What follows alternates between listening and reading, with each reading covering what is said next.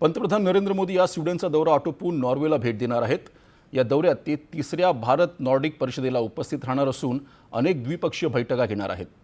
पंतप्रधानांचा हा पहिलाच नॉर्वे दौरा असून गेल्या 43 वर्षातल्या भारतीय पंतप्रधानांचा हा पहिला दौरा असेल। पंतप्रधान नरेंद्र मोदी नॉर्वेचे राजे सम्राट हिराल्ड पंचम आणि महाराणी सोनिया यांची भेट घेतील। तसंच नॉर्वेचे पंतप्रधान जोनास गहर स्टोरे यांच्या समवेत द्विपक्षीय चर्चा करतील। याशिवाय पंतप्रधान भारत नॉर्डिक व्यापार आणि संशोधन शिखर परिषदेला देखील संबोधित करणार आहेत।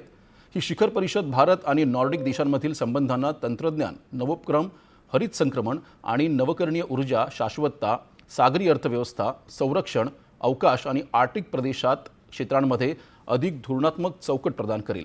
या परिषदेत भारत नॉर्डिक संबंधांमधल्या प्रगतीचा आढावा घेतला जाईल। स्वच्छ आणि हरित तंत्रज्ञान तसंच सागरी अर्थव्यवस्थेवर लक्ष केंद्रित करून संबंध अधिक दृढ करण्याबाबतही चर्चा होण्याची शक्यता आहे।